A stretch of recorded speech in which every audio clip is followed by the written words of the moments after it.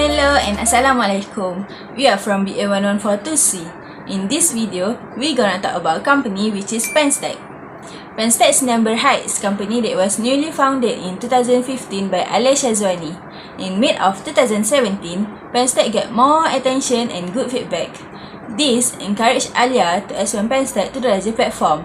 And now, Penstack is known as one of the largest stationery brand in Malaysia alongside Faber-Castell, Stabilo and Statler. With the aim to satisfy the needs of our buyers, we always make sure to only use high quality items to produce our pens. Basic economic concept includes three things, which is scarcity, choice and opportunity cost. Scarcity is when people have an infinite numbers of desires, but the resources available to fulfill those desires are limited. In our company, the scarcity that we need to face is labor. Due to COVID-19, Malaysia need to go through a Movement Control Order or MCO. Thus, there is no labor to monitor or produce the pens. Next is choice. Choice is where choosing the best alternative use the resources that can be provided.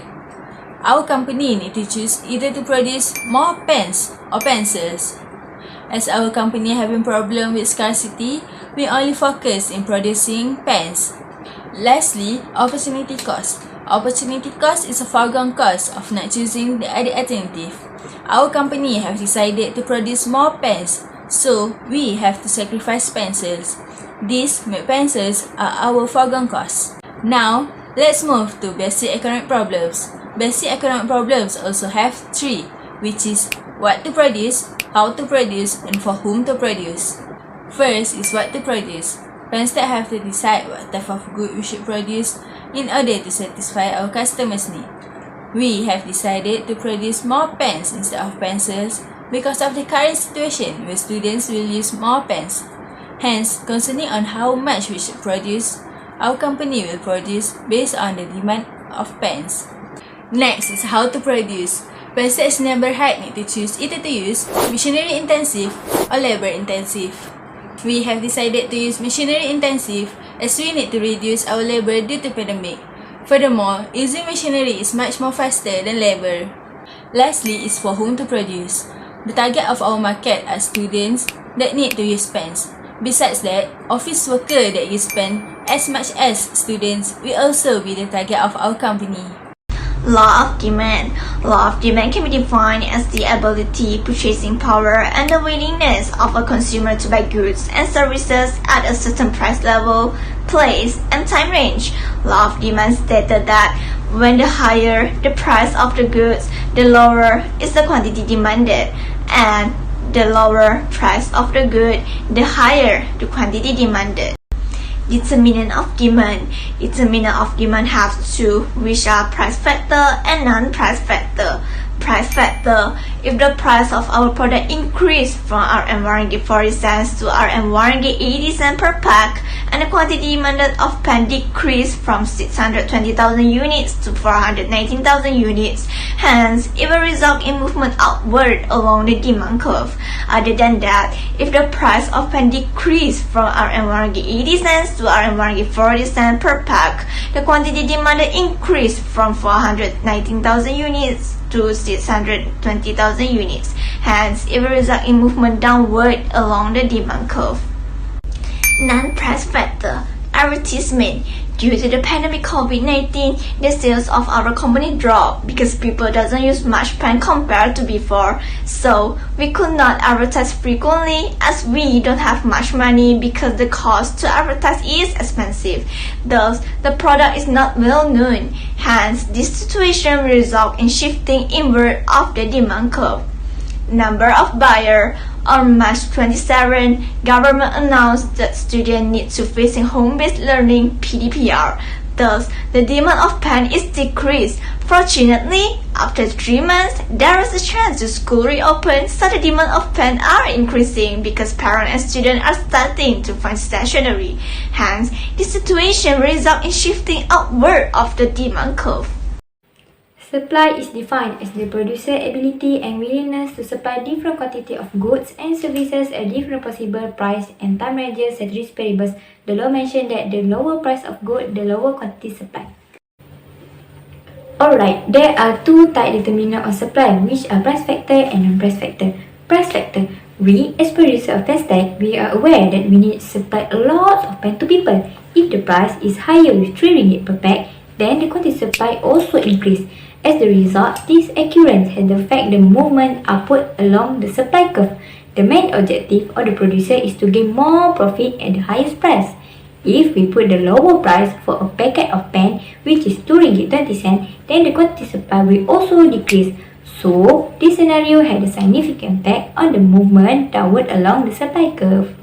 Next, non-price factor, number of workers. Our factory income would have dropped as the result of the COVID outbreak. Therefore, we had to cut the number of workers required. We could not be able to pay their salary if we insist on hiring a huge number of people.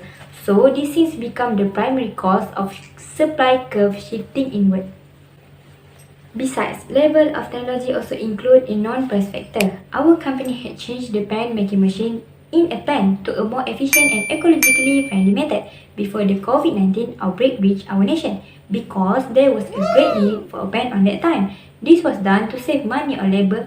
Thus, during this pandemic, we also will be able to maximize profit while avoiding losses, and we will have a significant on supply curve shifting upward.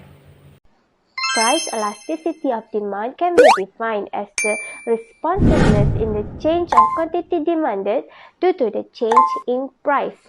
In our case, we increase our price from 1 ringgit and 80 cents all the way up to 3 ringgit. What followed was that our quantity demanded decreased from 490,000 all the way down to 100,000. Therefore, our customers are very sensitive to price changes and can decide to give our product up anytime. Price elasticity of demand determinant. Good with more close substitute will have a higher elasticity value. Writing instruments are produced by many other firms. Therefore, the market has a plethora of substitutes for our pen. The increase in our price can cause our customers to switch to another cheaper brand of pen. Next, consumers' habit. Our consumers doesn't habitually purchase our pen because it lasts for a long time perfect. They are also not a necessity. Therefore, the demand becomes elastic. Our customers only purchase our pen when the price is low. So they are very sensitive to price changes. The second elasticity is income elasticity. Income elasticity of demand shows the responsiveness of the change in the quantity demand due to change in income. In our case, we produce pens, which are normal goods. Normal goods usually will be purchased by the buyers, regardless if the increases in income or not, because they will need them in their daily life. This is because the buyers are all from various phases like working people, high school students, and teachers. They have no choice but to buy the pen even though it is a little bit pricier than before. The third elasticity of demand is cross-elasticity. The cross-elasticity of demand is an economic concept that measures responsiveness in the quantity of demanded of one good when the price for another good changes. Our products are complementary goods. Pen does not work if there is no ink. When the price of ink increases, the quantity demanded of pens decreases. This is because consumers will limit their ink usage since the price of a pen is high. And consumers use pen with ink together so they can work properly. Price elasticity of supply (ES). Price elasticity of supply measures the degree of responsiveness of the quantity supplied for particular goods with respect to a change in the price. Therefore, due to the change in price, our company will be responsive and it will result in an elastic supply curve. Thus, when the price per pack increases from Rm 2 ringgit 20 cents to Rm 2 ringgit 60 cents, the quantity supply increased from 360,000 units to 419,000 units. Next, there are two determinants of price elasticity of supply. First, easy to enter into the market. As a producer, We want to produce more pens for our customers and gain more profits. In addition, there are no barriers to enter into the market, such as there are no patent issues and copyright. Besides that, our products are in high demand as students use them. Thus, the easier it is to enter the market, the greater the number of firms will be and the more price elastic and market supply will be. Second is level of technology. Our company is using the latest technology to produce the pens. Since we are using the machineries to process, it will increase the production speed and we could produce pens as fast as possible without needing to worry in case we are low in stock. Market equilibrium. The demand curve represents the buyer and the supply curve represents the seller. The equilibrium price and the equilibrium quantity can be achieved when the demand curve intersects with the supply curve. In this diagram, the equilibrium price is 2 ringgit and 20 cents and the equilibrium quantity is 360,000, which means that these are the best price and quantity to avoid surplus or shortage. Surplus and shortage. Shortage happen when we put the price at 1 ringgit 80 cents where the quantity demand is higher than the quantity supply and it's situated below the equilibrium price. In other hand, surplus happen when we put the price at 2 ringgit 40 cents where the quantity supply is higher than the quantity demand and it's situated above the equilibrium price. Penstack Sdn Bhd produces high quality pens for our consumers at an affordable price. This is the best choice we made because we had exceeded our goal with this product. Besides, we learned that using machinery is better than hiring laborers during the pandemic.